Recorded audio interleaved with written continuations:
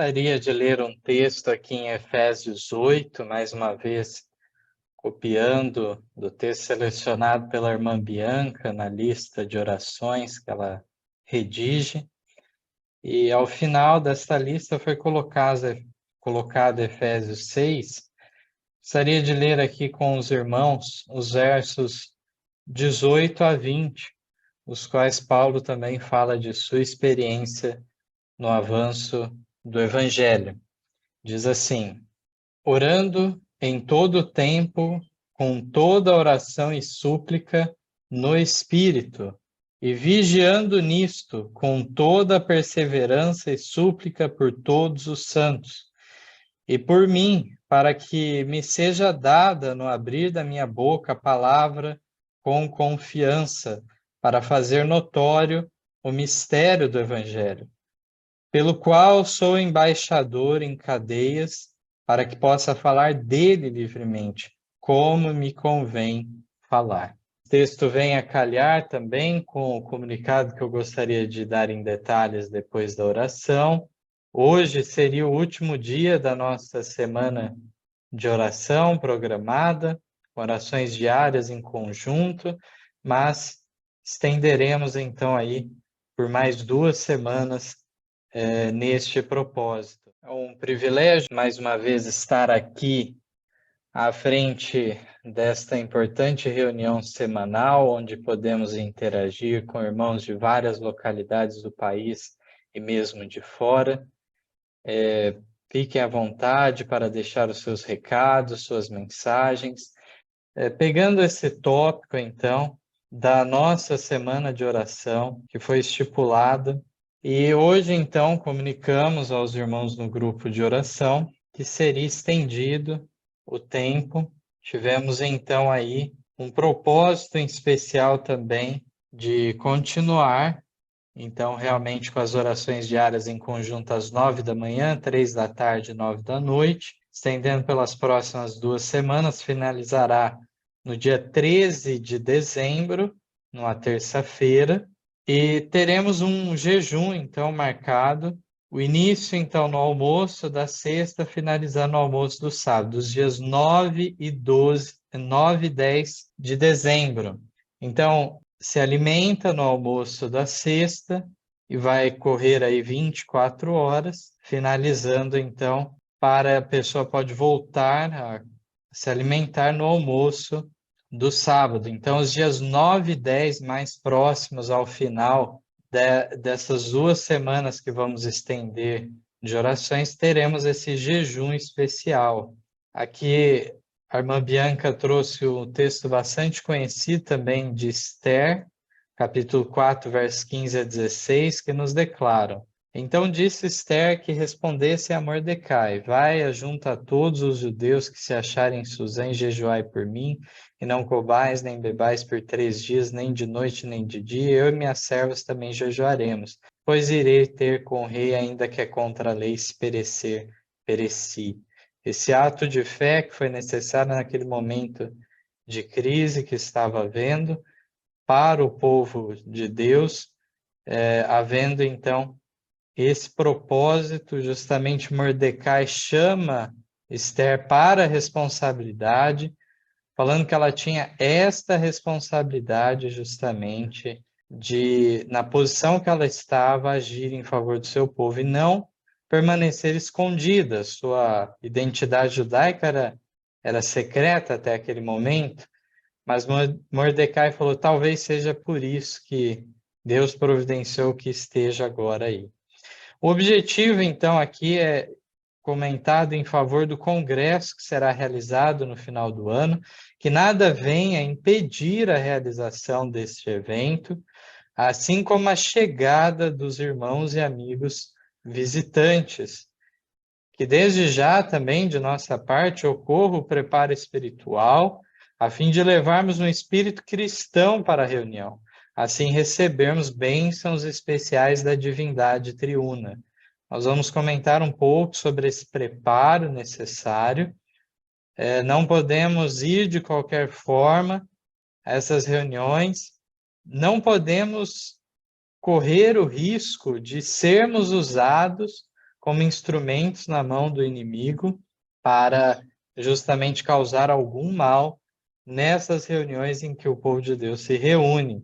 Devemos estar atentos, então, a tudo isso.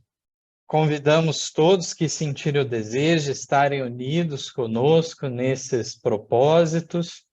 Sabemos que são muitas necessidades do seu povo, também em relação aos enfermos, e outras razões mais. Queria trazer alguns textos aqui sobre a importância dos congressos gerais. Antes de irmos para alguns conselhos inspirados da pena da mensageira do Senhor, vamos primeiramente ver alguns textos bíblicos significativos. O primeiro em Hebreus, no capítulo 10, os versos 23 ao 25. Retenhamos firmes a confissão da nossa esperança, porque fiel é o que prometeu. E consideremo-nos uns aos outros para nos estimularmos ao amor e às boas obras, não deixando nossa mútua congregação, como é costume de alguns, antes admoestando-nos uns aos outros, e tanto mais quanto vedes que se vai aproximando aquele dia. É necessário essa interação também para estimularmos uns aos outros ao amor e às boas obras. Não tenhamos um costume de individualismo de nossa parte. O próximo texto que eu gostaria de ler com os irmãos se encontra em 2 Coríntios 13. Importante recomendação do apóstolo também. Os versos 5 a 6. Examinai-vos a vós mesmos se permaneceis na fé, provai-vos a vós mesmos. Ou não sabeis quanto a vós mesmos que Jesus Cristo está em vós? Se não é, que já estáis reprovados. Mas espero que entendereis que nós não somos reprovados.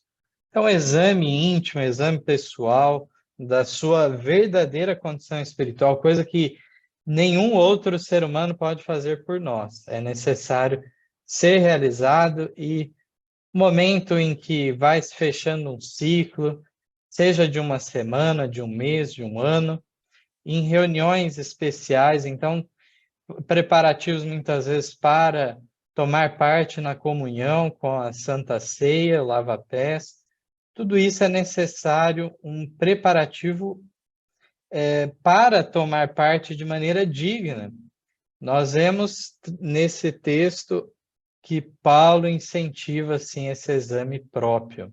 Agora, vamos compartilhar aqui na tela alguns textos interessantes sobre o assunto. Ainda temos um outro texto bíblico bem interessante, que a figura da igreja é apresentada na figura de uma mulher em Cantares. Cantares, ou Cântico dos Cânticos, como em outras Bíblias é chamado. Quem é esta que aparece como a alva do dia, formosa como a lua, brilhante como o sol, terrível como um exército com bandeiras? E aqui é feito várias comparações em relação a como seria a igreja, que revela a beleza da graça, revela o esplendor realmente da verdade, e também de maneira ordenada, organizada, tal como um exército é apresentada a igreja. O primeiro texto se encontra no Sexto Testemunho, página 38. As páginas seguintes também vamos seguir neste mesmo livro. Diz assim: é importante que os membros de nossas igrejas assistam às reuniões campais. Era assim chamadas reuniões, normalmente, que juntava pessoas, então, de várias localidades, assim como eram feitos convites para pessoas de fora da redondeza, também fazendo um convite especial, um chamamento especial, e eram realizados em grandes tendas naquela época, em áreas, então, arborizadas, áreas perto da natureza, por isso chamadas reuniões campais. diz que os inimigos da verdade são muitos, e como pequeno é o nosso número, cumpre nos apresentar uma frente tão forte quanto possível. Individualmente, necessitamos dos benefícios da reunião, e Deus os convida a ser os primeiros nas fileiras da verdade. Então, nós vemos por esse texto que temos a necessidade individual e também temos um dever para com a igreja. Pequeno é o nosso número, muitos são os inimigos, e devemos apresentar uma frente ampla, o máximo possível. O próximo texto nos fala que alguns, então, dirão: é caro viajar, e não seria preferível economizar o dinheiro e dá-lo para o avanço da obra onde é tão necessário. Parece um argumento razoável esse apresentado por alguns. E, na realidade, por outro lado, nos faz lembrar o que acontece por parte de Judas Iscariotes, alguns dos argumentos dele contra aquele ato de gratidão, então, que Maria Madalena faz com aquele perfume. Então, cuidemos com certos raciocínios, esse fica o recado desse texto. É dito assim: não se deve raciocinar assim. Deus nos chama a ocupar o lugar que nos pertence nas fileiras de seu povo. Tanto quanto for possível, é necessário fortalecer a reunião estando presente, nós e nossa família. Façamos um esforço normal? Aqui diz: façamos um esforço extraordinário, fora do comum, para assistir à reunião do povo de Deus. Então, aqui nos fala que é necessário nós e nossa família estar presentes. Diz: irmãos e irmãs, é muito melhor deixar que os negócios sofram um pouco do que perder o ensejo de ouvir a mensagem de Deus. Nenhuma desculpa deve nos impedir de obter toda a vantagem espiritual possível. Necessitamos de todo raio de luz. Precisamos nos habilitar para dar a razão da esperança que há em nós, com mansidão e temor. Não se pode perder um privilégio assim. Agora, trazendo a experiência do antigo Israel, diz assim: para os que moravam distante do tabernáculo, mais de um mês de cada ano era gasto para assistir a essas santas convocações. O Senhor viu que essas reuniões eram necessárias à vida espiritual de seu povo. Precisavam desviar-se de seus cuidados terrenos para comungar com Deus e contemplar as realidades invisíveis. Eu pergunto a cada um dos irmãos: hoje tem sido exigido de nós? As reuniões têm sido tantas e tão longas que têm exigido mais de um mês em cada ano para nós? Sabemos que não tem sido o caso. Muito menos do que isso, mas nós vemos que Israel já se preparava, já se programava desta maneira, e Deus abençoava eles, protegia suas casas, suas plantações, de modo que não ocorria ataques inimigos nesse tempo em que todo o povo praticamente subia para Jerusalém. Deus tinha prometido, então, essa proteção. Diz aqui o texto, então: se os filhos de Israel necessitavam dessas santas convocações em seu tempo, quanto mais as necessitamos nós nesses dias finais de perigo e conflito. E se o povo do mundo, então, precisava da luz que Deus confiara à sua igreja, quanto mais dela necessitarão agora. Vejamos bem o que está sendo dito aqui nesse texto. Se eles precisavam de, quanto mais nós que vivemos nos últimos dias. Vemos também que o termo que era utilizado, tal como está na Bíblia, não era o termo um convite, um santo, mas sim santas convocações. Convocações não têm o mesmo ar de livre escolha, mas sim realmente uma obrigação de nossa parte. O parágrafo seguinte: o tempo atual é de molde a todos irem em socorro do Senhor contra os poderosos. Avigoram-se as forças do inimigo, e como um povo somos falsamente apresentados. Desejamos que o povo se relacione com nossas doutrinas e obra. Queremos que saiba o que somos e o que cremos. Precisamos abrir caminho até o coração deles, que o exército do Senhor se ache em campo, a fim de representar a obra e a causa de Deus.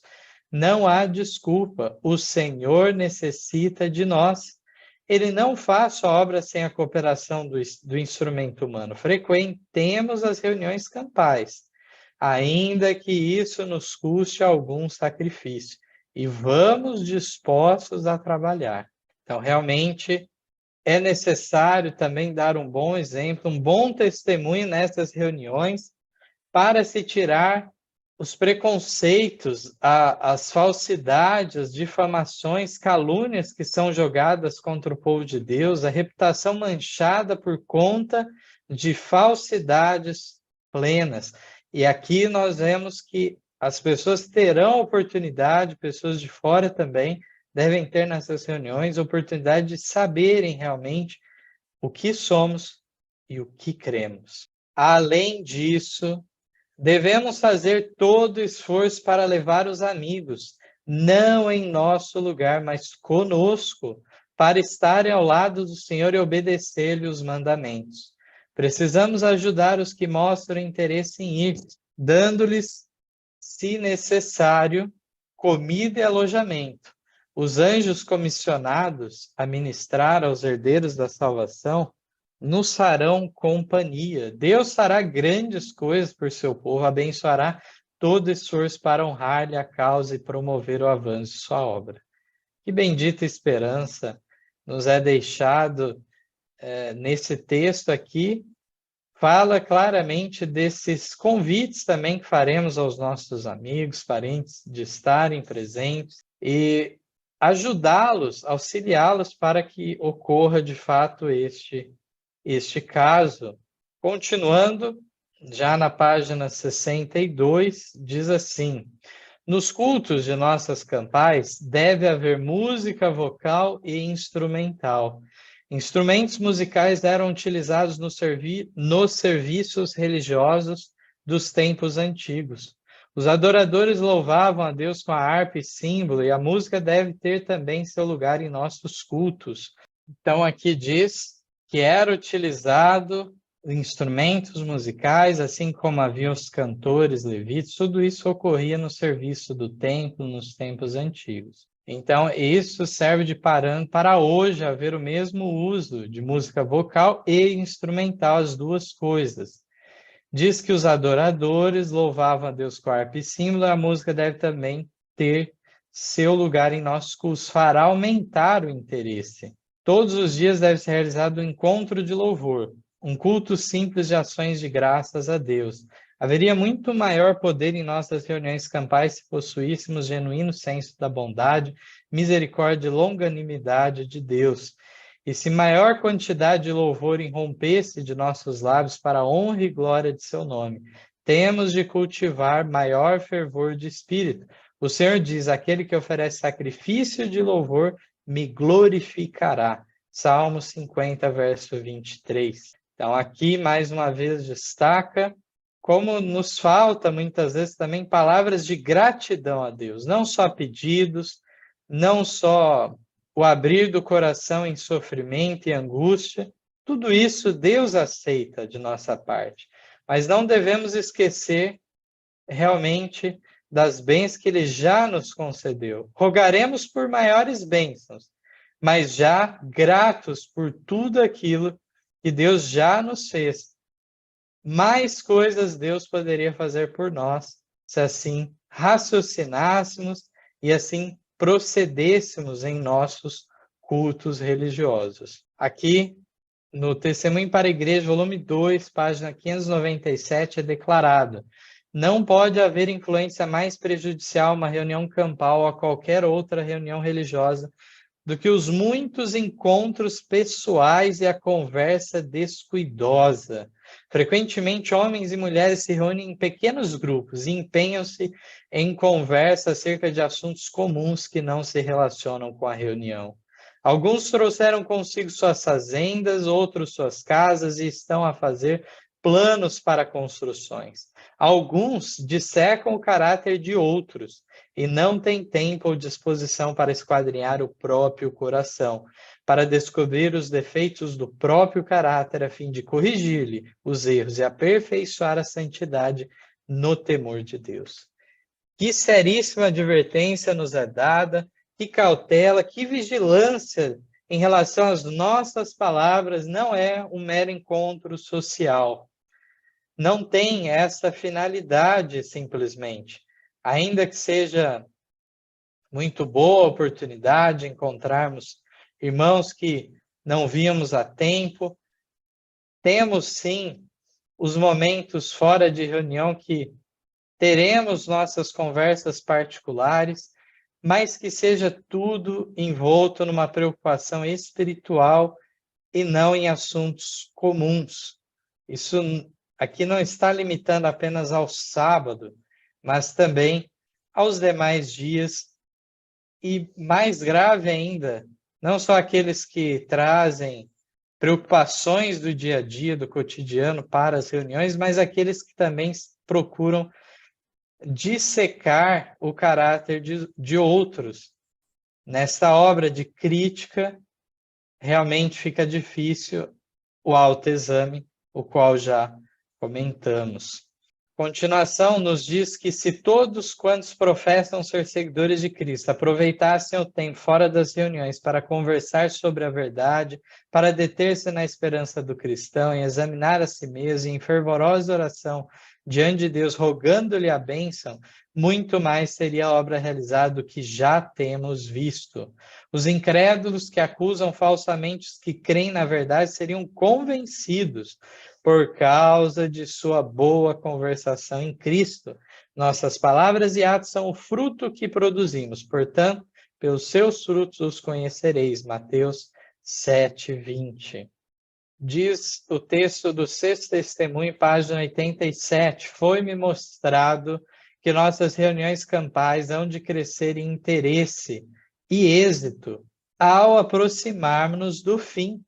Tenho visto que deve haver nessas reuniões menos pregação e mais estudos bíblicos. Haverá por todo acampamento pequenos grupos de Bíblia na mão e várias pessoas dirigindo um estudo escriturístico de maneira franca, em forma de conversação. Que maravilhoso aqui o que é relatado nesse texto, e posso testemunhar que muitas vezes em nossas reuniões ocorre na prática isto. E aqui nos fala que não simplesmente o sermão, a admoestação, mas estudos bíblicos práticos, estudos que vão fazer a diferença, treinamento para que as pessoas saibam como dar a razão de sua fé, de sua esperança. Aqui nos fala, então, de pequenos grupos, muitas vezes, se empenharão, não haverá o interesse de todos, mas num pequeno grupo, numa roda, muitas vezes, poderá ser feito o quê? Uma forma mais descontraída, em conversação, perguntas e respostas, ser esclarecido pontos, então, essenciais da fé do remanescente dos últimos dias. Diz ainda, era esse o método como Cristo ensinava seus discípulos. Quando as grandes multidões se apinhavam em torno do Salvador, ele costumava dar instruções aos discípulos e ao povo. Então, depois do discurso, os discípulos misturavam-se com o povo, repetindo-lhes o que Cristo dissera.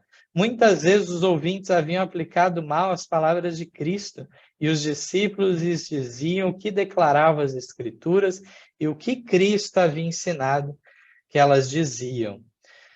Portanto, que seja assim também em nossas reuniões. Terminado a reunião, terminado o culto, muitas vezes não consegue se esgotar o assunto completamente, se arranha apenas a superfície de um tema, mas depois que se procure os irmãos de experiência em busca de maior instrução, maiores detalhes, para se saberem, assim como foi feito por Cristo no passado.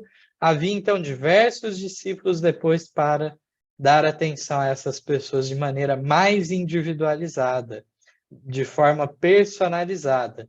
no Sexto Testemunho, página 40, nos lembra de algo importante também, da controvérsia dos séculos, o grande conflito o qual estamos envolvidos. Precisamos lembrar que nessas reuniões há duas forças em operação.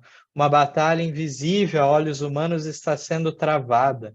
Está em campo o exército do Senhor buscando salvar almas.